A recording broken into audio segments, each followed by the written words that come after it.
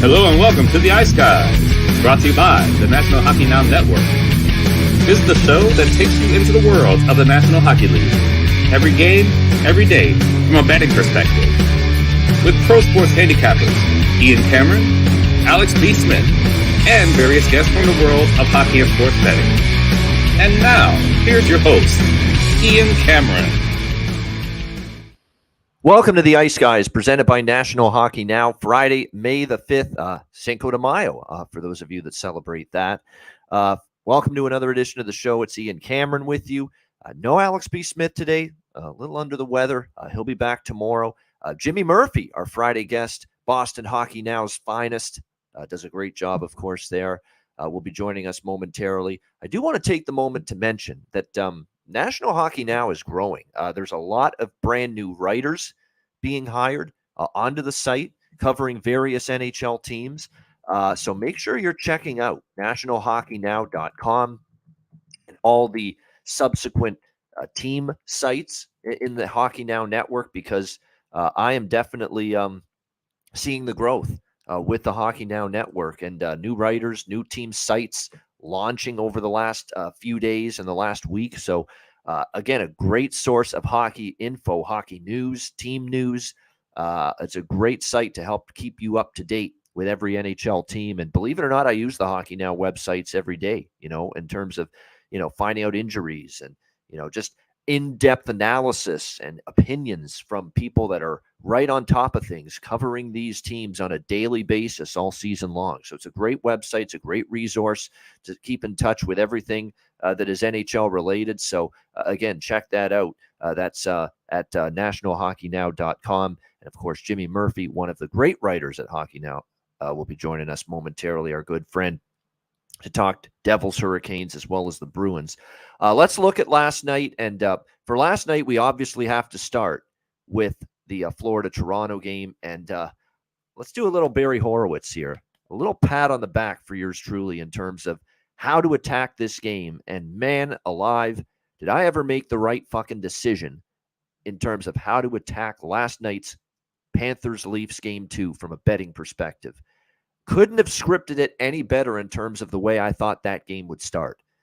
Toronto flying out of the gate, all over Florida, drew them into a couple of penalties, got the 2 early goals to take a 2-0 lead, get that crowd right into it immediately. And it sure looked like we were, at least in the first 5 to 10 minutes of game 2 last night, we looked like we were going to get a carbon copy of game 2 for Toronto from the Tampa Bay series in the first round, where the Leafs are just going to roll to a comfortable home victory, tie up the series, and all of a sudden things are going to be good from there. But when you look at it, obviously, and Toronto had an incredible first period. I mean, they really did. They had an outstanding period. Florida didn't really do much. Unfortunately for them, it looked like a harmless play. The puck gets chipped into the Toronto zone. Tavares blows a tire behind the net. And that screws up the entire play for the Toronto Maple Leafs. Everybody a little bit out of position, slow to react, and a beautiful backhand feed from Sam Reinhart to Anton Lundell in front of the net to get that first Florida goal. And right then and there, I said to myself, you know what? Toronto's only up 2-1. And I was hoping like hell they would still be up 2-1 after the first period. We ended up having to hang on for the puck line in the first period, but they did end up taking a 2-1 lead to the intermission. But at the intermission, I said to the friends of mine I was watching the game with, I said, this isn't a good feel for the Leafs right now. They completely dominated that period, and they're only up 2-1. And worst of all, Florida got the last goal with a little momentum now going into the first intermission. But so I was concerned at that moment. That being said, thrilled with the way we analyzed this game yesterday on the show as far as Toronto coming out strong. I was very confident they would, and we attacked it multiple ways there. We had Toronto team total over 1.5 at plus 200 in the first period. It was so good to cash that. And, of course, the first period puck line was the best bet winner for me on the show yesterday, -0.5 at plus 130. And I said, you know what? And kind of jokingly at the time, after the first period ended, I put on Twitter that, the Leafs can do whatever the fuck they want now. Their work is done as far as I'm concerned. They got my first period team total and first period puck line. They got it done for me in those two with those two bets. Whatever happens now happens. Whatever they want to do with the rest of this game, they can do. Sure as shit did I had no idea that would end up being what turned out to be a disastrous start to the second period for the Toronto Maple Leafs. And I can't even explain how bad it was. It was horrific the way the Leafs came out to start the second period. Slow, lackadaisical, nonchalant, garbage fucking puck management from and the worst part of it all for Toronto last night, it was garbage puck management from their best players. Mitch Marner, Austin Matthews in particular, Nylander too made a couple of really ridiculous, type of plays with the puck last night. It was absolutely deplorable, to see Toronto just so wayward with the puck, and it was their best players. It was their higher priced talent that ended up letting them down with these soft, candy ass, fucking garbage, bullshit, puck, giveaways through the neutral zone, giveaways at your own blue line, trying to do fancy schmancy shit. And it ended up in the back of their net not once, but twice in the first 2 minutes of the second period. And a 2-1 lead disappeared. It became 3-2 in favor of the Florida Panthers. And right then and there, certainly you could tell the arena was deflated. The life came out of it. Not that Toronto's home building is full of life to begin with, but whatever life it did have, certainly it ended up, coming out of the air out of the balloon, if you will, for the Scotiabank Arena faithful. And it really took Toronto almost the entire second period to get their game back. Florida was really taking it to Toronto after they went ahead 3-2. And it really wasn't until early in the third that we started to see the Leafs start to be more assertive, controlling the play like they did early in the game. But by then it was 3-2 Florida. By then, a lot of the momentum had been stunted. And, I said this when they got knocked out by Montreal 2 years ago. And I remember people were saying, wow, at Matthews and Marner and Nylander and Tavares, the core four that have been here for years, I talked about, people were trying to make excuses for them and say, well, they had a bunch of chances, they had a bunch of shots, and even though they didn't score much or produce offensively in that series, they had their chances, they had their opportunities, they at least generated, opportunities to score goals, and the puck was just not going in. And then I'm hearing kind of the same thing last night. Well, they had their chances. We saw Nylander, Tavares, Matthews. They all had a ton of shots on goal. They had a ton of chances. But you've got to be clinical now. You got to be surgical, and you've got to find a way to bury these chances. You've got to finish. You've got to produce. This isn't the we tried hard league. This isn't the we generated chances league. Oh, we got shots on goal league. Yeah, you're going to win the game because you had shots on goal. You're going to win the game because you had chances. No, you have to put the fucking biscuit in the basket, period. So, and it's the same thing I said 2 years ago when they got embarrassed by the Montreal Canadiens in the first round. I don't give two shits about any chances you had, any shots you had, hitting the post a couple of times. No, put it in. Score. Find a way. You're some of the most talented, skilled players in the NHL, and you're definitely the most talented, skilled players on this hockey team when I'm talking about Nylander and Marner and Matthews and Tavares. Put the thing in the freaking net. I don't want to hear about these chances we had and these posts that we hit and these fucking shots on goal that we had. No, finish. You got to score.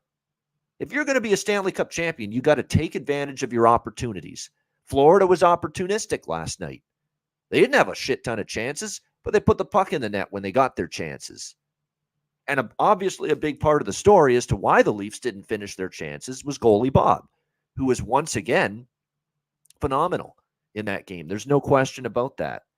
He was very good in goal for the second straight game in this series. I don't care how good the other goalie is. If you want to win, you've got to score more than 2 goals. You can't score 2 goals in the first 5 minutes of the game and then nothing from that point on. You've got to finish. You've got to produce, okay? You don't get participation ribbons in the Stanley Cup playoffs. We participated. We got shots on goal. We got chances. No. You got to put the puck in the net. You've got to finish your chances. Leafs didn't do a good enough job of that in the third period. So all this nonsense I'm reading and hearing and that, well, the Leafs had a great third period, great first period. Should have won the game. Coulda, woulda, shoulda, didn't. Okay? And absolutely inexcusable, inexplicable, disgraceful, embarrassing, horrendous. First 2 minutes to that second period cost them that game with puck management, with candy-ass giveaways and turnovers in their own blue line, at their own blue line. Stuff that can't be tolerated in October in an early regular season game, let alone game fucking 2 of the second round. Soft as butter. The whole lot for making little fancy dangle plays like that. Soft, not hard on pucks. That's what that was. That's what that second period monstrosity to begin the period was from the Toronto Maple Leafs. That's what it was. And again, other things I want to point out about the Leafs too from last night.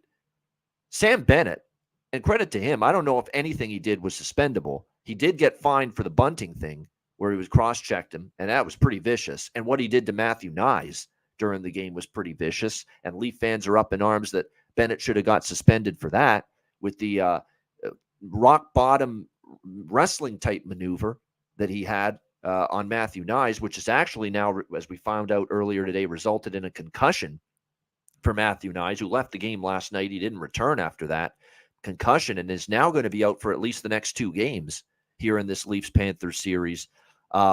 But I don't know if you could say, like, Bennett was definitely trending on the line and maybe crossing it a bit with the bunting stuff. I get that. I personally wouldn't have been shocked by or disagreed with a 1-game suspension, but he did get fined. I don't know what you can do with the Nyes play because there's nothing in the rule book that says, what do we do when a guy gets, kind of slammed like that? There's not really, and it wasn't direct to the head contact. It was just a hard type of, like a wrestling body slam. That's what it was.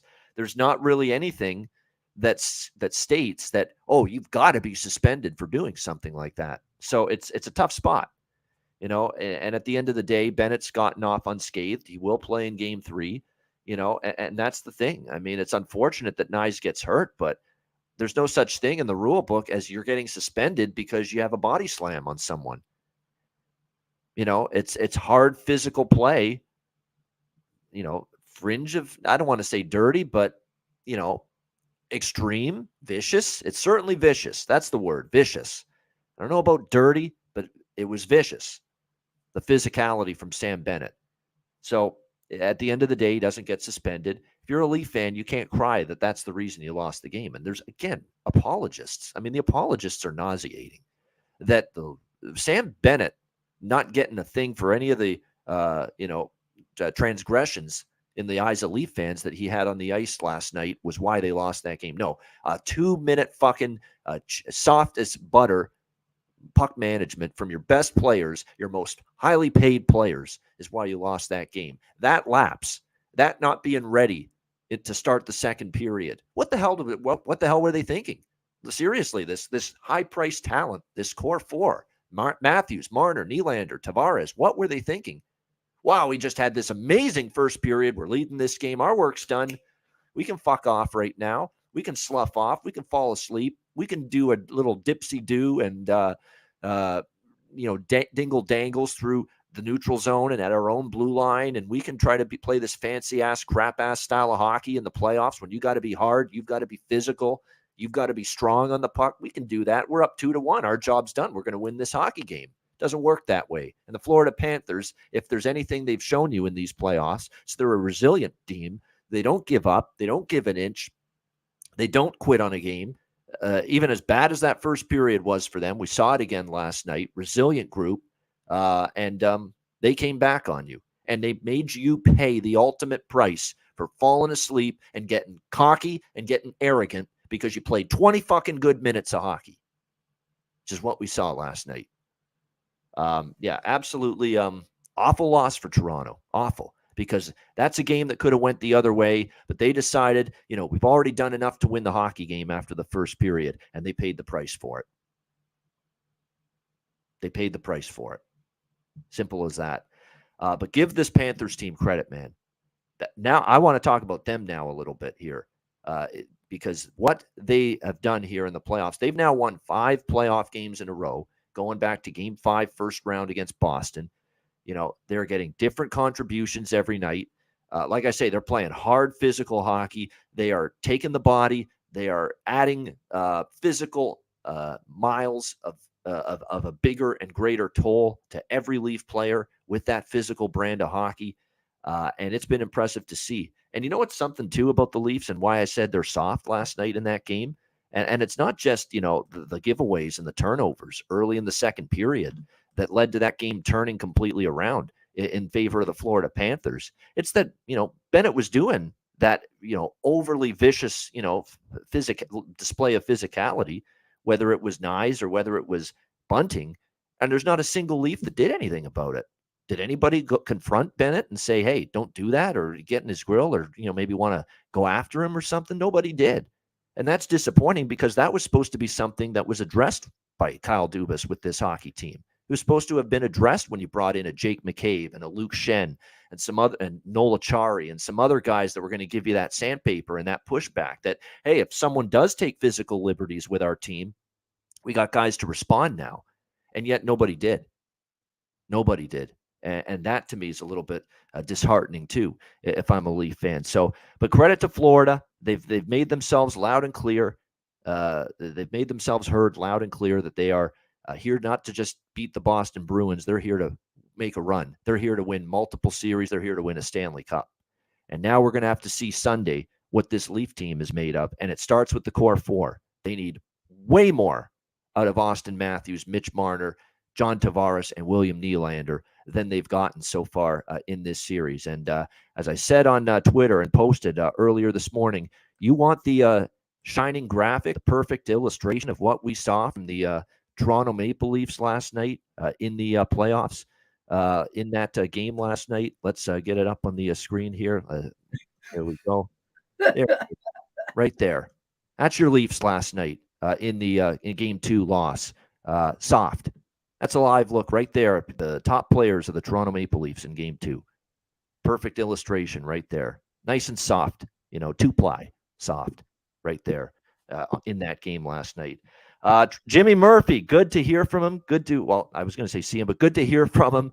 Jimmy, thoughts on the Panthers Leafs last night? Obviously, to me, Toronto had the start I expected and the start they wanted, but you can't make these flimsy plays with the puck and expect to win a playoff hockey game. And man, they paid the ultimate price early in the second period for it. Yeah, well, I mean, I don't know what's going on with the video guys for Toronto. I mean, you would think they watched video after video of what this team did to the Boston Bruins. They're doing the exact same thing. There's nothing different I'm seeing out there right now from the Panthers in this series. No different look. They are who they are. They're coming at you and they're saying, beat us if you can. And, much like the Bruins, I agree with you, Ian. I think there needs to be a little more physical pushback to some of the shenanigans that the Panthers are pulling, that they did pull against the Bruins as well. But at the same time, I also, it's the same old story in Toronto. Where's their big guns? I mean, step up.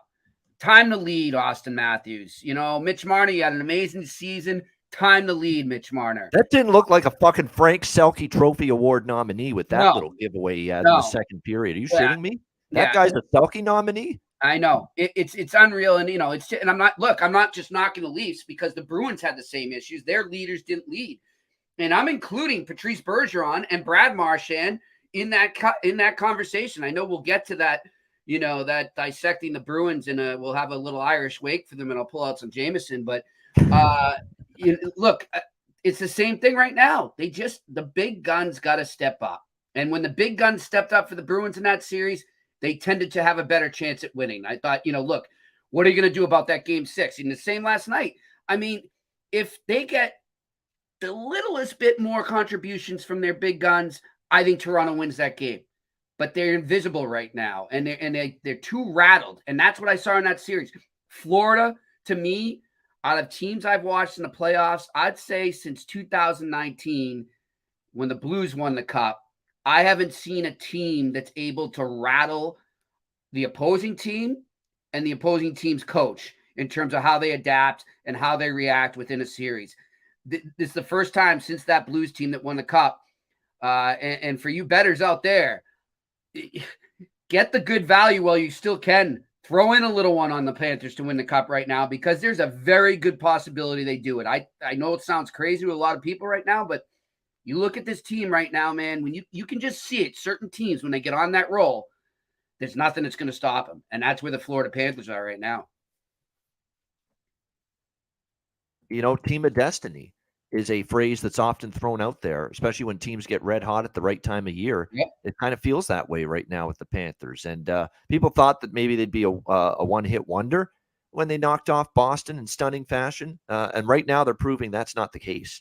They're proving that they just are finding their game at the right time. It is a hard, and you know what it is? The forecheck is intense. It makes mistakes. They're in on you. They don't give you time and space, and they're playing at a higher degree of physicality right now. And when the Leafs, and a lot, I find that in the third period when they were pressing the Leafs, they were much better in the third than they were in the second, and they nearly tied that game. But it seemed like they were rushing shots, rushing passes, and that's because of the threat of the physicality and that Panthers team just bearing down on you, which is what they did against Boston. It makes you rush things, or it makes you hesitate. So the shot is not clean off your stick. And we've seen that from the Leafs. Matthews has been known to rip the shot, top corner, pick the, corner of the net. And last night in that third period, I think because of the threat of the, Panthers player, checking him and getting the puck, or him turning it over because of that threat, he's just shooting it along the ice, making it an easy save for Bobrovsky. It's those little things, and it's the Panthers making them rush their shot, rush that pass, hesitate a little bit, overthink things. Panthers are making them do that.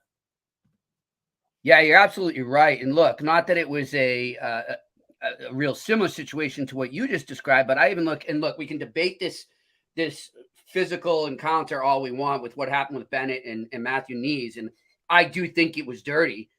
But the fact is, does Knees get hurt if he's not already hesitating and thinking about what's coming and thinking about the physicality that he's about to encounter?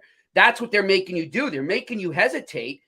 And so when you hesitate in hockey, you're not, full speed ahead. That's when you get hurt or you make a mistake. So that's what they're doing. They are in their heads. And I saw it for 7 games with the Bruins. They, like I said, they rattle you, and you can't recover. It's crazy. Yeah, it is. It's crazy. There is good news for Toronto fans, and here's your ray of hope for this series. You have been terrific on the road, and this has been the road-dominated playoffs so far, no question. Toronto went 3-0 in Tampa Bay in the first round. They won all 3 games down there. They're going to have to win both. Simple as that. In Florida, Sunday and next Wednesday, and there's going to be a nice gap now between the next 2 games. We won't see Game 3 until Sunday, and then Game 4 in Florida isn't until next Wednesday. So this is an opportunity here for the Leafs. Are going to be on the road now for a long time, because I think they're probably going to leave for Florida tomorrow, and so they'll be down in Florida Saturday, Sunday, Monday, Tuesday, Wednesday. This is a chance for them to come together as a group, and this is probably the perfect time for it for them. And rally the troops, come out strong in Game 3. I'll be honest, Jimmy, right now my first thought is, Game 1 or Game 2 last night, I love the first period look for Toronto. I'll probably be on it again in Game 3, on Sunday, because it's going to be do or die for them. They're going to have to come out strong again. And, I did, and I said I would, and I'm a man of my word on this show, Jimmy. I said yesterday that if Florida goes up 2-0, and I'm seeing it right now, the adjusted series price, and it's tough now with the way Florida's playing. Maybe they're going to win this series. It's a team of destiny, but I said I would grab a sliver of Toronto at the plus number, and I've done that. I took a little plus 245 adjusted series price on Toronto, knowing how good they've been on the road. It's a decent price. They've been at their best away from the mortuary known as Scotiabank Arena throughout these playoffs. So to me, it's not over yet, but Toronto has to show that same road prowess they showed against the Lightning. Yeah, it's interesting you bring that out. That's 2 great points by you, and I want to address the scheduling too. But first, in terms of Florida at home, don't forget, Ian, Florida lost games 3 and 4 to the Bruins at home. The Bruins outplayed them completely in those games. Yep. At FLA Live Arena. And then you look at game 6, if Linus Ullmark didn't become a giant sieve, the Bruins clinched that series in that game. I mean, how many times are you going to see the Bruins score 5 goals and not win, right? Bruins should have went 3-0 in Florida. Yeah, in that series. Exactly. Yep. So if Linus Ullmark could stop a beach ball, they would be playing right now in the second round against the Toronto Maple Leafs, and the series would be headed back to Toronto. So, they have had their trouble on home ice, and I think and we start with the Blues. I don't have the stats in front of me, but I remember it. They weren't that great on home ice in that series, especially in that Stanley Cup final. The Bruins won more games in St. Louis than they did at home. So their game is the prototypical road game. It is catered to playing on the road, right? It's that just keep it simple, hustle, beat the shit out of the opponent, and catch your breaks and make the best of them. And that's what they do. And that's, if they come out of a first period 0-0, they're feeling pretty good. And then they go from there. That's the way you do it on the road. And so maybe they're having trouble, and this will benefit the Leafs. Maybe they do have trouble keeping that road mentality at home. And the other thing now, Ian, and that's a good thing, I didn't think about this, but you brought it up, that scheduling gap. When you're a team that's won 5 in a row and you are riding the emotions high right now, you are rolling. You don't want to stop. You want to keep playing tomorrow, so that could really turn the tables there and affect the Panthers in a negative way there. Yeah, it's great. They get to nurse their injuries and get healthier, but that could affect them right now because I've seen it. I keep going back to 2019. I apologize to be repetitive, but even that year, if you recall, the Bruins swept the Hurricanes in the conference final, right? And I don't know if you remember, they had 14, almost 2 weeks. I think it was 12 or 13 days off in between the conference final and the Stanley Cup. And St. Louis comes in flying high from a long, crazy series in their conference final and kept the momentum going. So these gaps can hurt the team with the momentum. That is a great point because, one thing about Florida, game 5, and then every other day, game 6, every other day, game 7 against Boston. Then they went right in again, just a 1 day in between to game 1, Toronto, 1 day in between game 2, Toronto. Now there's 2 days, and now you're sitting on things a little bit and everybody's pumping you up, hearing about how great you've been playing. And Ian, we know too, I would say now some might argue, and maybe I'm a little partisan because this is the sport I cover, but NHLers, I think, out of all the 4 pro sports athletes, are the biggest creatures of habit and routine. And when that routine gets broken up just the slightest bit, they're in trouble. Yeah, so that's a fascinating game 3. You can already tell I'm kind of leaning Toronto in some fashion in game 3, but boy, I might just stick to first period like I did the other night after what I saw yesterday. After that second period, they just thought after 1 period, hey, it was such a great period, we're going to win this game, and they just turned their brains off with just dumbass turnovers and giveaways right at the beginning of the second period that fueled Florida, and they took advantage of it. The other game last night was Seattle and Dallas. A great response from the Dallas Stars. Now, unlike Toronto, Dallas did put 60 minutes on the board. And 3 pretty good periods last night. And what I found, Jimmy, with that game is Dallas in the first game, initially they had trouble adjusting to Seattle's overall speed, the 4 lines of wave that they can roll at you, especially comparing Seattle to Minnesota, Dallas's first-round opponent. You could tell it was an adjustment for the Stars, just the increase in pace and speed that Seattle was bringing to this series compared to Minnesota. Struggled with it. Obviously not the best night defensively or for Ottinger, but he's bounced back. Jake Ottinger, man. Don't ever bet against this guy off a loss or off a subpar game, and he did it again last night. He was much better. The whole team was better in containing Seattle. I think they needed that 1-game adjustment to really get a grasp of what Seattle brought to the table, and they were much better against the Kraken and that speed and that 4 lines of depth they rolled out, and they get a nice 4-2 win in game 2 last night, and they even up that series 1-1. That being said, this is going to be a punch-counterpunch type of series. It felt like it was a pretty good situation for Dallas, and now it's up to Seattle. How do they adjust going back home to Climate Pledge Arena for game 3 on Sunday night? But I still like Dallas, Jimmy, in the series to win that series, but it'll be a tough one. It'll be a long series. It'll be a competitive series, and as we've seen with the Kraken in these playoffs, they won't go away. No, they won't. And look, I got to see the Kraken up close and personal here when they came into TD Garden. And at the time, were they the first home loss for the Bruins? I feel like they were. I feel like they were the first home loss of the season some point in January. Yep. The Boston Bruins. And one thing I noticed about them, Definitely the first regulation loss. Okay, Bruins yeah. at home. Yeah. So I think the one thing I noticed about, yeah, you're right. It was the first regulation, not the first loss overall. So they can roll 4 lines, and each line has a different personality. So they're coming at you with different looks all the time, and you really line to line, shift to shift, you have to be ready to adapt. And I think when you look, you made a good comparison there. Like Minnesota, is their bottom? I don't think their bottom 6 is as good as Seattle's. So I think that's an adjustment right there. And then the goaltending, like you said, I mean, they got a bad goal from a bad game, benefited off a bad game from Minnesota's goaltending. It wasn't answering the bell the next game like a Jake Ottinger is going to do every time he loses. So, this is an interesting series. I think that a lot of people obviously still look at Dallas as the favorite, and I agree with them. But at the same time, I still think it goes longer than people expected. Yeah, I mean it's I think it's going to be a long, tough series too. I think it's Dallas in a long one, which is pretty much what I said before the series started. But the Kraken again, if it does get to Game 7, obviously the Kraken showed they could win a Game 7 on the road. But we'll see how it goes game by game. But I definitely think now it's going to be interesting as Dallas cracked the code, because I thought defensively they were much better at what Seattle was throwing at them. And again, Bjorkstrand, who had been really starting to roll, was very much not impactful last night. That was impressive to see. They really contained him in particular.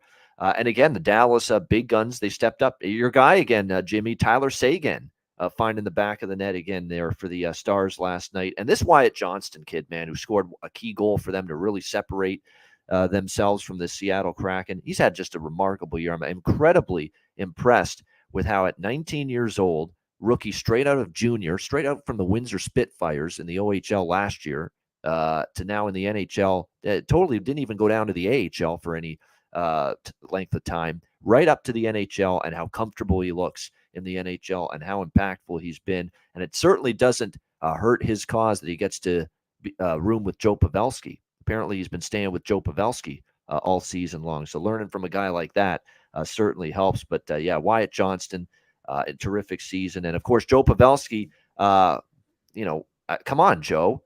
You only scored 1 goal last night. That's not good enough. Where's your 4 goals? Come on. You got to be better than that. Yeah. But no, he was good again. He got on the board. Not 4, but 1. And that's still a good night. Yeah, and you know what? Look, credit to my old friend and guy I was lucky enough to cover, Mark Savard, for the coaching job he did with Wyatt there in Windsor.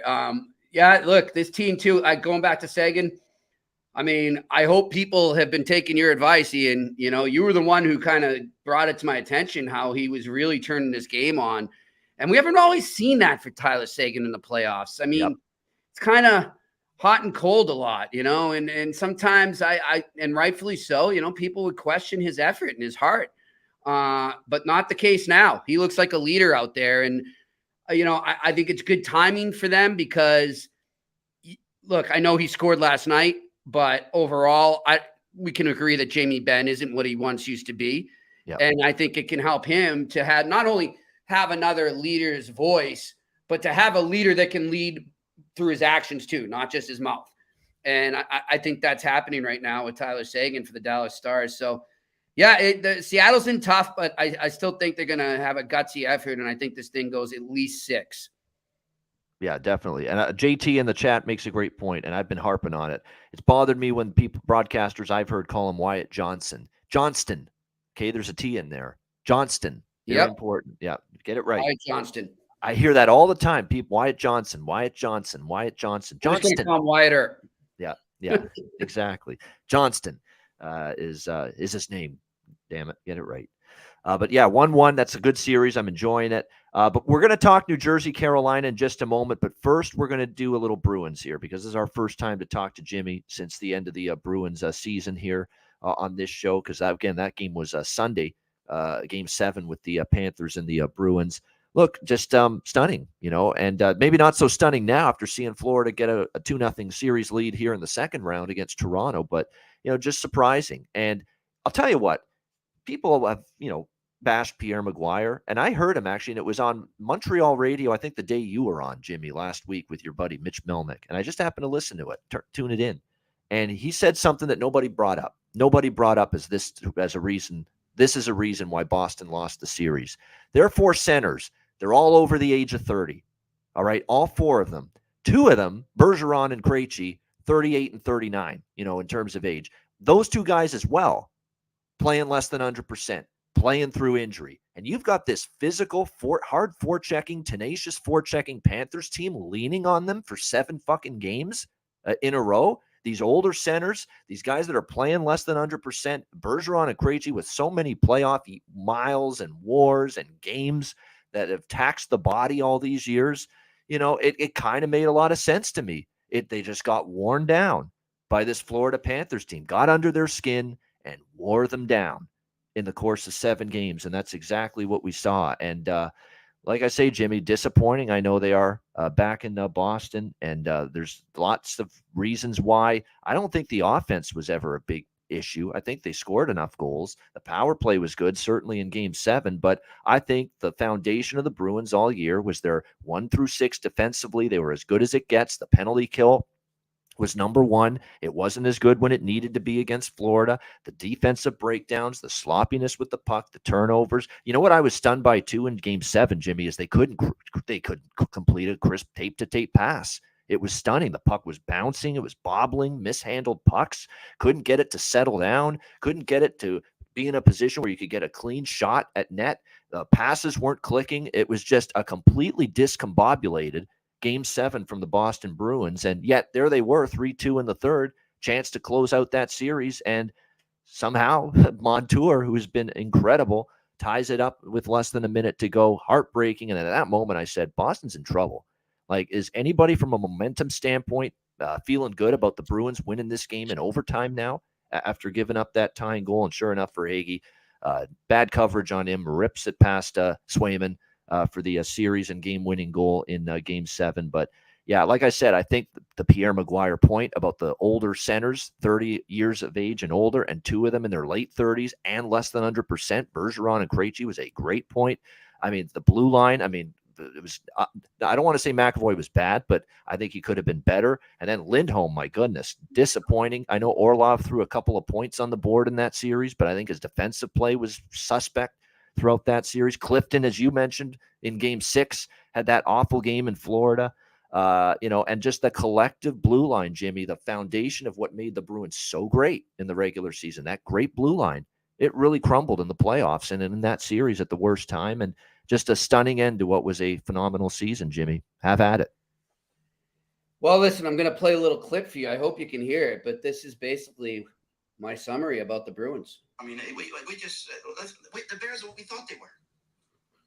What we thought they were. Can you hear it? We played them in the third game. I think and we played them in the third game. They are what they thought we thought they were. This is Jimmy Denny Green with us, Murphy, right now on the Ice Guys. Yeah. Listen, I told you coming into this season, I looked at the Bruins as a team that would either just make it into the playoffs or a team that would just miss it. They totally made me eat crow in the regular season, but when it came down to it, they were exactly what I thought they were when the playoffs hit. And the other thing, too, they're actually, I shouldn't say exactly, because I almost felt like in that series, and you were just bringing it up about all the different characteristics of the Bruins team that we saw all year kind of disappearing. It's almost like let me ask you this, Ian, when you look at the Florida Panthers before this playoff, did you think of them as a tenacious, forechecking, defensive-minded team with great goaltending? You think of them as the high-flying Panthers that are going to run and gun, lots of finesse, lots of skill? The latter, right?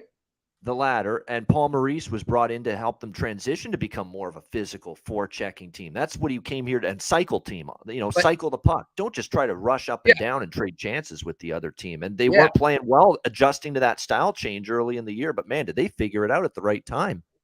And who looked more like the Florida Panthers? Yeah, the Bruins. It was like reversal of teams, man. It was like the Bruins took on the Panthers' identity, and the Panthers said, "Okay, we'll be you." And basically, the Bruins got beat by themselves in terms of style of play and the systems that were used, they looked like the Bruins did all season. You're absolutely right. And so it's, in a moment and right after it happened, I was still like, what the hell just happened? And it was just like surreal. But then when you take a step back, and of course, like you said, now that you can watch those 2 games in Toronto and really, kind of look at the little things that the Panthers are doing, I'm covering a game. I don't see all that as well. Like I'd be able to watch a game with you, a neutral game that I'm not working as a reporter, and I'll be able to pick it apart a lot better the first time because I don't have to write. I'm not on deadline. I don't have this going on. I don't have that.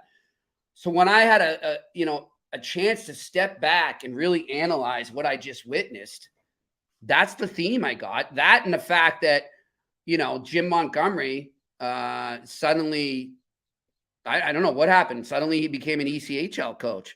He was brutal. Hands down, Jim Montgomery got completely outcoached and embarrassed by Paul Maurice. It was, I've never seen a coach struggle more in game and game by game to adapt than I saw Jim Montgomery in that series. And look, it's hilarious because I think they're all a bunch of hypocrites, but you got all these people who were high-fiving and loving the fact that they canned Bruce Cassidy and brought in this guy who's going to be much more player-friendly and he's going to be more up-tempo and let the defense jump into the offense more and blah, blah, blah, blah. And they had that incredible start, and everyone's getting excited. Like, look at the change in the Bruins here. Yeah. Those same people that said that are now calling for Jim Montgomery's job here. I live, honestly, out of sports markets in North America, they are the biggest entitled hypocrites I've ever seen. It's ridiculous how they can just pretend that never happened. Like, no, we never said it. Really? Because I've got it right here. I've got the audio recording of you celebrating Bruce Cassidy's firing, and now you're saying that they need him back and they need to fire Montgomery. It's hilarious. Yeah. But that being said, I think Bruce Cassidy fares better in this series against the Panthers than Jim Montgomery would have. He was exposed, and I think one of the biggest things he was exposed on, Ian, and look, I don't fault him for it, but there comes a time when you have to put your foot down and you can't always be the player's best buddy. That's what an assistant coach is, not a head coach. An assistant coach can be that middle guy, that conduit to the dressing room. Assistant coach can play the good cop more often, not the head coach. Sometimes you got to be like Daryl Sutter. Not all the time, but sometimes you got to be like Daryl Sutter. And while he might have said things to them internally, once in a while, he should have said to us, they sucked. That's it. Plain and simple, we sucked. The amount of, I love these guys, and it's such an honor to coach them, and blah, blah, blah, blah. Enough of the hunky-dory stuff, man. Come out and rip them. Just like we just heard Dennis Green there. Sometimes you need to come out. Look at Paul Maurice, what he did in Toronto on the bench there. Publicly, in front of everybody. Yeah. And that did it. You're playing like fucking bitches, he said multiple times. Yeah. And I'm sure the P word was used in the locker room. I mean, it's just sometimes you got to tell it like it is, Jimbo. And he didn't do that. And I thought that hurt them because he leaned too much on Bergeron and Krejci as being kind of his Reg Dunlops, so to speak, player coaches there. And, when it came down to it and he needed to actually coach himself when they weren't in the lineup, he couldn't. So that's my take on that series. I hope it was I don't think he's going to get fired, nor do I think he should get fired. No. But I think he needs to really take this, and I'm sure he will. It's a learning experience for him. Yeah, let's not forget what Jim Montgomery's done off the ice, Ian, right? Yeah. With what he's done battling alcoholism and turning his life around. Yeah. So I don't think he's the type of guy that's not going to take this and translate it into making himself a better coach. He will apply what he learned over the summer and reevaluate himself and come back a stronger coach. But for now, he got outcoached. I think next year now, because it'll be his second year with the team, he'll have a better idea of who he's coaching now, and with a more of a grown relationship with the players, just because he's been around them now longer. I guarantee you, not only is he going to learn a little bit from what went wrong and maybe too much Mr. Nice Guy, I guarantee you next year, if they have a slump at some point during the season, he will go off in a press conference at some point. I'm going to say it right now. He will. He'll have one of those moments next year. I think, which we didn't see last year. I think he will. What if Bergeron and Krejci are still here? See, I wonder if that's what's holding him back. Like, and that's another thing we could talk about and That's quickly is just, I really want to see those guys back. I'm going to miss covering them. They're great human beings. And I really didn't I want to honestly see think Bergeron is going to retire. I mean, that seemed pretty final with the way that ended after Well, Game he 7. did that last year, though, Ian, Yeah. eh? Yeah. In Carolina, on the ice in Yeah. Raleigh at RBC Center, whatever Yeah. the hell they call it now, or PNC, whatever it is. Yeah. He did that same exact thing last year, and Brad Yeah. Marchand came out and met us after the game, and he was bawling, thinking it was over, and then it wasn't. So who knows? And you got to factor in, too, I think Krejci's definitely gone. Based on the combo we had with him at the breakup day the other day, I think he's gone. Yeah. But right now, I'm kind of up in the air with Bergeron. I think he should retire. To be honest, I don't think he has much left to prove. But the fact it's a centennial season, the fact he went out the way he did, I don't know. He's got a lot of pride, but it depends where his health is at, obviously. But we'll see. But, going back to Montgomery, he's got to set the law down in camp. When he arrives, he's going to make it clear who the boss is. Because I felt at times the inmates were running the asylum there. Yeah, and like I say, it'll be interesting. Would he have a game where you say we sucked and we got to be better? That was totally unacceptable in a press conference with Bergeron there next year, or would he still do it with Bergeron there, something like that, or would it have to be he maybe is gone now and then maybe he'll say something like that publicly when his team doesn't play well? And let's be honest, they didn't play well. They didn't play up to their standard in the first round. Not the standard we saw from the Boston Bruins, certainly throughout the regular season. But yeah, some interesting decisions on the way as far as the Bruins are concerned, and it'll be interesting. And Jimmy will do a great job, of course, keeping tabs on all of it over at Boston Hockey Now. And I mentioned earlier in the show, Jimmy, this National Hockey Now site, it's growing. I'm very impressed to see how many team sites are launching, how many writers have been hired and brought on board. We've got, Capitals and Islanders, and there's a Vegas site. I mean, it's just Nashville. I mean, it's growing, and it's really good to see for the company, for the network. Yeah, it's great. We're really excited about it. Chicago's another one we just added. We're going to add unfortunately, we can't get the Devils up and running until after the season's over, which kind of stinks because I got to feel, we can talk about it in a bit. I kind of like them still in that series over Carolina. But just because of contractual reasons with the writer we're bringing in, it cannot happen. But look, Chicago, I think, is a great site for everyone out there to check because, I mean, they've as we speak, they have the best shot at landing the man, Connor Bedard. I mean, we'll see in a week. We'll see at the lottery. But was it Tuesday? Are they doing it? It's going to be Monday night, the draft lottery. Yeah, so we'll find out then. But I mean, either way, this is a team that's going to be probably one of the hot button teams leading into the draft and after it. So really looking forward to the coverage there. So yeah, we're psyched. A lot of good things going on. As we tell the listeners, we tell our viewers here, Ian, it. I mean, there's no off season really in hockey. My off season comes just like for you in handicapping. I maybe will get a couple weeks in August, and that's it. Yep. So I'm still full steam ahead. Come check me out at Boston Hockey Now. There's a lot of things I've been jotting down, tons of ideas, analysis. I want to look into and write about, and I'm working the phones already. I mean, the off season's begun for the Boston Bruins, so I'll do my best to keep you guys in the loop of what's going on. Yeah, and you know what? Jimmy's cut from the same cloth as the man that runs that site, Dan Kongursky. If they do any more writing, their hand and their arm will fall off or something. I mean, it's amazing how much content. I mean, thank you. Put out there, he puts out there. Yeah. Yeah, he told me the other day. I didn't even realize it. I guess you just, when you get in that groove, he's like, you wrote 105 stories in April. Whoa. Okay. No, give me good. That? No. Hey, it keeps it brings people back to the site to read it, and that's part of it too. The more content you put out, the more readers will come to read it and see it. So that's what it's all about. We're coming to read and see tonight what's going to happen here with New Jersey and Carolina. It's game 2, Devils Hurricanes. We got Carolina minus 115 home favorites, 5.5 the total in this one. And like I said, when I say something on this show, I follow through. I don't say it and then, not follow through on it and decide I'm not doing something. I said if New Jersey loses game 1, I am taking an adjusted series price on the New Jersey Devils to win the series. I'm not giving up on the Devils just yet. Was that a bad game one from them? Absolutely it was.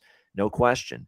Coming off the Rangers series, I underestimated maybe kind of just, beating the Rangers. They didn't have that, carryover that Florida had coming off a Game 7 win. New Jersey didn't. And Carolina played excellent defense. Terrific. Shut down Hughes, shut down all the top players of the Devils. They didn't have the puck, New Jersey, in Game 1. I mean, they barely had 2 shots on goal by halfway through that game. I mean, it was just a clinic defensively by the Carolina Hurricanes. And New Jersey just didn't have their legs. They didn't have the puck enough there in Game 1. So I expect the Devils to be better. It is concerning that I was debating, do I wait maybe until Game 3? Maybe Carolina goes up 2-0, because the one little concern I have, and is Carolina's been awesome at home, in the playoffs. Last year they were. This year, again, they've been very strong on home ice, and I wouldn't put it past them to go up 2-0, but I also know the Devils have been a very good road team all season long, and I said before the series, I still don't think Carolina will take both home games here to begin this series. So at plus 150, plus 152 is actually the price I got with New Jersey, adjusted series price. I took a little bit of that. I mean, if I were to play Game 2 individually here tonight, I would lean Devils, but again, I've taken the plus 152 with them at an adjusted series price, and I feel I'm just going to stick with that. I would lean Devils here in Game 2. Maybe I'll put a couple of bucks just on them individually here in Game 2, at minus 105 in this game. Probably also might look at the Devils team total. It is cheap. I mean, it's only 2.5, and it's even money, with the Devils team total. I do think you'll see a better performance from them, make their adjustments here, even with a very good, tight defensive team like the Carolina Hurricanes are. Plus, I want to mention another thing. New Jersey did not draw enough penalties in Game 1. They were in the box a lot more than Carolina was. I think maybe that has a chance to even out here tonight in this game. I'm also going to have a small look again at over 5.5. And I can tell you that Alex B. Smith, who's not on today, but this is actually his best bet on this game tonight. It's Devils Hurricanes over 5.5 here at a nice plus price. You can get plus 115 to plus 120 with over 5.5 in this game. We're not asking much right now for this to get up and over the total here. It's plus money. It got over in Game 2 in spite of the fact that it was a 5-1 final score. And as we saw too in Game 1, Lindy Ruff pulling the goalie down by 3. Don't forget to factor that. In fact, Brind'Amour is also a goalie, or a coach rather, that'll pull the goalie down 3. So 5.5 looks a little bit cheap to me again. And I expect the Devils to be much more aggressive, assertive, at the offensive end of the ice. We're still going to have the same goalie matchup, by the way. There was some talk whether the Devils would go back to Akira Schmid, but again, he's had a really good playoff so far. He didn't have a great Game 6. He got pulled in that game. How did we see him respond in Game 7 against the Rangers? He shut him out. He played great. Kind of the same thinking here with the Devils. Yes, not a great game from Schmid, but not a great game for the whole team in Game 1 against Carolina. They're coming right back to him. It's the right call. Give Schmid a chance to bounce back. He did it in Game 7 after the rough Game 6 against the Rangers, and they're giving him that chance to do it here tonight. I'll get into props in just a moment. Jimmy, what do you think here? Game 2, New Jersey, Carolina. I'm with you. Everything you just said, and pretty much in a nutshell. I think it's a great reasoning, and I agree with all of it. I think the one thing that maybe Jersey wasn't ready for was what you mentioned off the get-go there, is just that suffocating defense for Carolina. When they start to swarm, they're one of the best in the league. And what I mean by swarm is when they're just coming down, much like we talked about Florida, when they're just coming down on you with that forecheck, or they're making you think twice and you make mistakes. They're one of the best teams, and they have been for a while. And, I saw it firsthand in that 7-game series last year against the Bruins, and that's how they beat the Bruins. And, that's how they're playing right now in the second round and considered a Stanley Cup contender. But I do like the Devils in this. I think this is going to be a long series. I have picked the Devils in 6. I still think it could go 7-2, but I'm not going to veer away. I'm not going to jump off the Devils bandwagon by any means. I think the Devils are there for a reason. There were question marks. Were they too young? Would they crumble under the spotlight of the playoffs? So were they just going to be happy to be there? Clearly they're not. Clearly they have bigger goals in mind. It wasn't just making the playoffs. So I think they bounce back tonight. I'm really feeling an overtime. So I'm going to throw something down on the draw in this, guys. And I'm also going to take the Devils money line to win.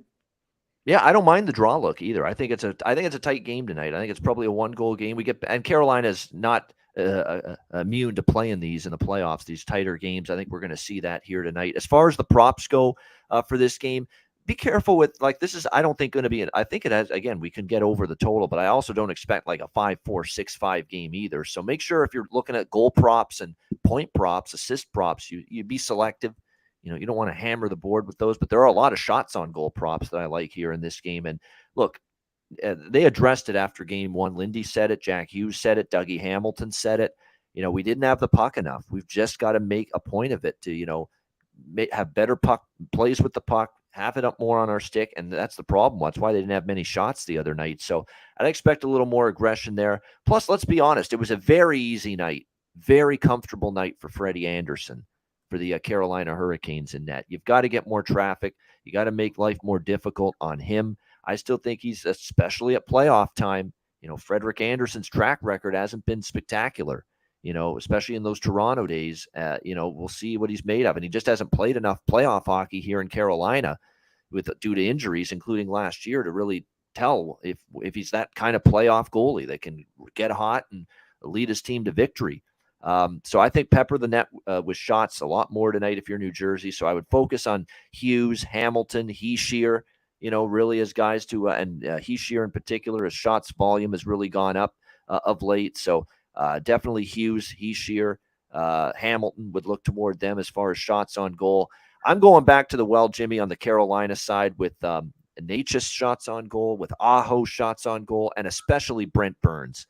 Over 3.5 shots on goal with him. Do you know why that is? Because he has been flying over his shot prop, and he must have had like 10 shot attempts in game one, and yet he only had 2 shots on goal. It was just one of those nights where Brent Burns the scope of his rifle was off.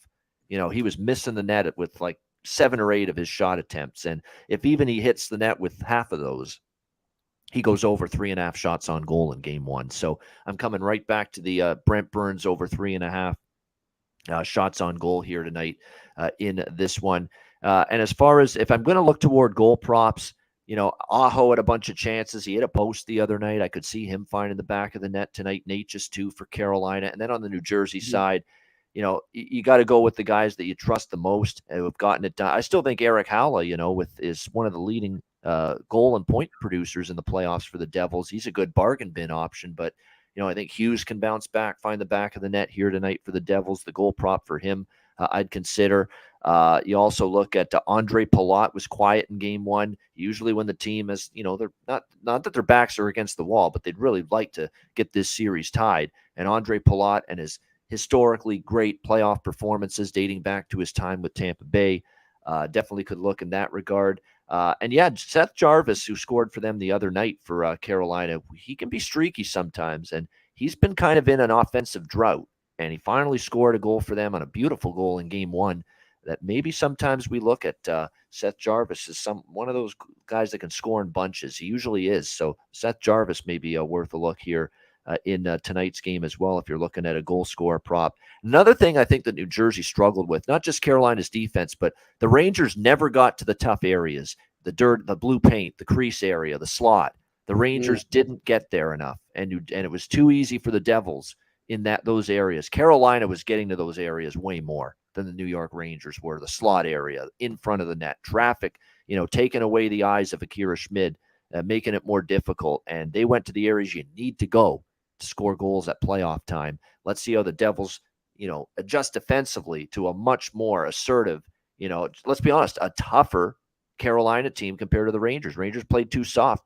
Rangers played too much perimeter hockey against the New Jersey Devils. Carolina did not play that way in game one. They were going to those hard areas where you have to pay the price to score goals. Carolina did a good job of that in game one, and let's see if they can duplicate that here tonight in game two. And that's the only game on the slate tonight is game two. Jimmy, we'll do the ads and we'll do best bets and we'll wrap up the show in just a moment. But since you're only with us on Fridays, we'll fast forward. The Edmonton-Vegas game Saturday, and we've got the 3 games coming up on, the other New Jersey-Carolina is Sunday, so we won't talk about that, but game 3. But Toronto-Florida game 3, Seattle-Dallas game 3 on Sunday, Edmonton-Vegas game 2 tomorrow night on Saturday. What are you thinking when it comes to those games? Well, I'm thinking, any reason, part of my ignorance, that why only one game tonight? Is it because It they don't is want to go because Edmonton Vegas was supposed to be tonight initially, and it was supposed to be a doubleheader, building conflict at T-Mobile Arena, and they had to play it tomorrow. Okay. Yep. All right, gotcha. So as far as that game goes tomorrow, look, I'll tell you, man. I know, how can you say this when Leon Draisaitl got 4 goals? But other than that, I thought they did a great job of shutting down McDavid. I don't think he got 2 assists, I know, but I think you kind of nowadays when you play McDavid, you just say, all right, if we can limit him to a couple assists, maybe 1 goal, we're good. We'll get by. That's just how good he is. And they did that. And I really love Bruce Cassidy's coaching in that game, really adapted on the fly well. There were so many points where I thought it could just swing and Edmonton was going to take off in that game and just blow them out, but they didn't. And, Vegas has got some depth, man. I mean, much like we were talking about earlier, Seattle, the way he can roll those lines too. And I think that's really what helps them a lot. And that's why they are where they are right now. That being said, I'm going to go the other way. I think the Oilers bounce back with a win in overtime, another draw for me. So I'm going to take Oilers money line and also the draw in that game. Oilers and draw for the game tomorrow night with the Oilers and Golden Knights. And then the Sunday games, Toronto, Florida, Seattle, or Dallas at Seattle. The game 3 is coming up on Sunday. What's your initial lean with those right now? Well, I love your first period on the Leafs. I love that. I'm going to definitely jump on that because I think for sure, as we discussed before, this long break kind of takes the rhythm out of sync there for the Florida Panthers. I think it affects them early on, but they're the type of team that can adapt and recover in game. So I'm liking that first period there. I don't know, man. I'm like an overtime freak. Give me another draw, but I don't know which way this one's going. There you go. And good stuff there. And all right. And then Seattle. I like Seattle on the money line. I might even go a little Jimmy Puck line on Seattle. I think that place is going to be rocking.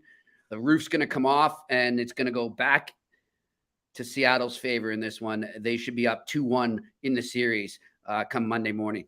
There you go, like in Seattle, back home. Now, they haven't been the greatest home team, but again, they've got 1-1 back to Seattle, and the place will be a buzz definitely on Sunday night for Game 3 with the Stars.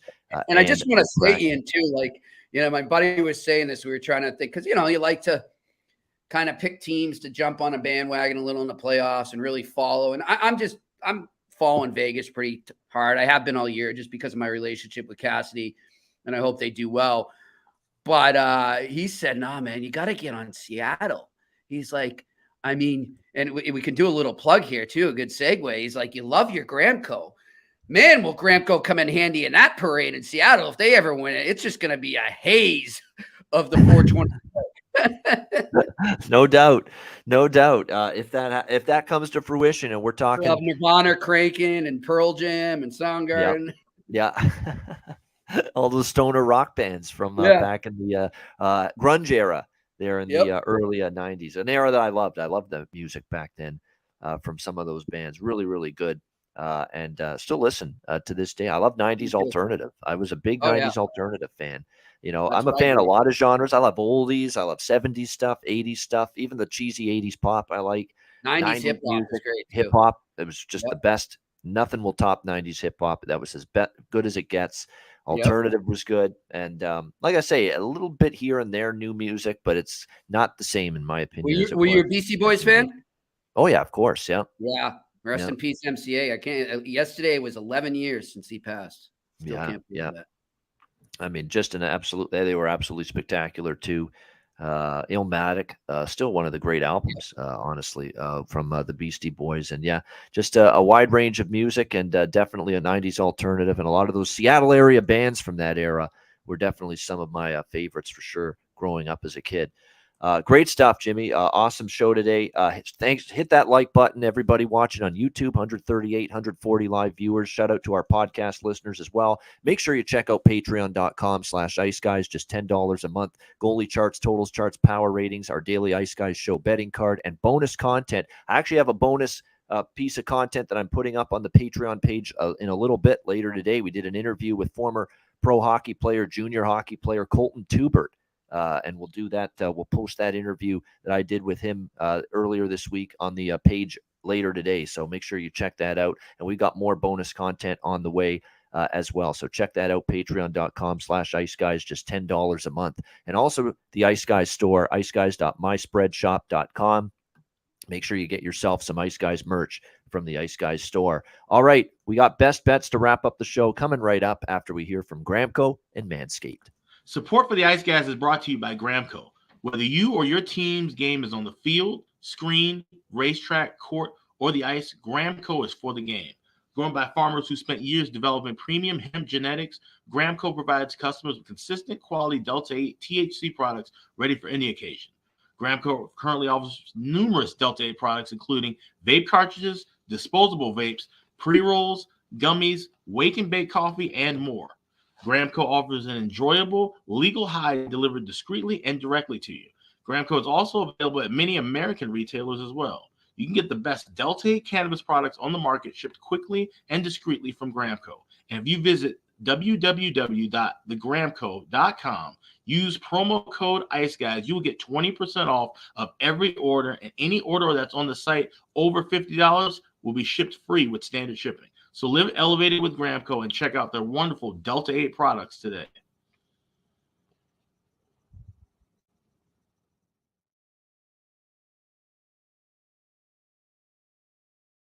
Support for the Ice Guys is brought to you by Manscaped, who is the best in men's below-the-waist grooming. Their products are precision-engineered tools for your family jewels. Manscaped's Performance Package, the ultimate men's hygiene bundle. Join over 7 million men worldwide who trust Manscaped with this exclusive offer for you, 20% off and free worldwide shipping with the promo code ICEGUYS. That's promo code ICEGUYS at manscaped.com. If my math is correct, it's about 14 million balls that you can preserve. The Performance Package 4.0 is the complete accessory package to take care of everything that is required. You've got, of course, the Lawnmower 4.0. Takes care of your facial hair and among other things. You've got, of course, the Weed Whacker. I'm approaching 40. Nose hair has become a major issue. It pisses the hell out of me. I need to take care of that shit, and the Weed Whacker can help you do that. Both of these products, waterproof and a 4000K LED spotlight for a more precise shave. And you'll also be able to take care of those delicate areas with the ball toner, with the ball deodorant, keep you smelling good, looking good, and feeling good down in the nether regions. This complete Performance Package 4.0 will take care of everything for you, for all you guys out there, and it's courtesy of our good friends at manscaped.com. So get 20% off and free shipping with the promo code IceGuys at manscaped.com. That's 20% off with free shipping at manscaped.com. And use promo code IceGuys. Unlock your confidence and always use the right tools for the job with Manscaped.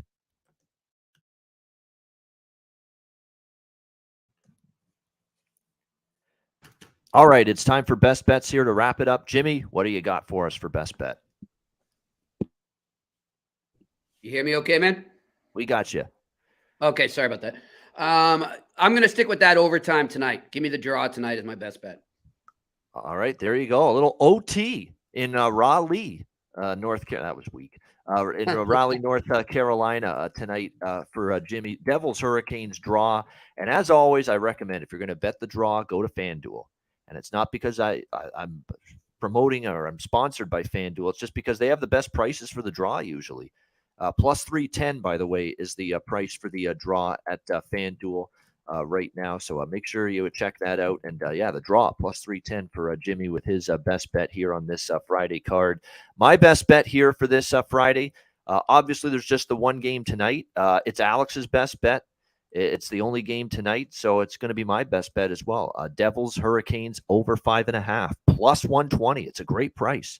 You know, we saw game one get over the total, and that's despite minimal offensive contributions from the New Jersey Devils, who I expect to be better tonight. So I think they find the back of the net, and I think Carolina's still at home with the forechecking tenacity they have, especially in the offensive zone, which gave New Jersey problems in game one.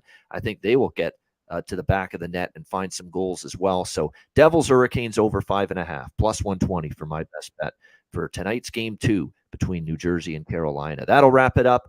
Thanks to everyone for joining us. A reminder, the Ice Guys is live 7 days a week, Monday to Friday, 2 p.m. Eastern, Saturday and Sunday, noon Eastern. If you can't watch the show live, download the Ice Guys podcast in audio form on all major podcast platforms, Google Podcasts, Apple Podcasts, Spotify, Stitcher, iHeartRadio, Amazon Music, and more. Download the Ice Guys podcast when you can't watch the show live. For Jimmy Murphy, I'm Ian Cameron. Have a great Friday night. Enjoy the games and good luck. And we will talk to you again tomorrow on Saturday for our only weekend show. We're going to do all 4 weekend games on the Saturday show tomorrow at noon Eastern. So make sure you join us tomorrow on Saturday for another edition of the Ice Guys presented by National Hockey Now.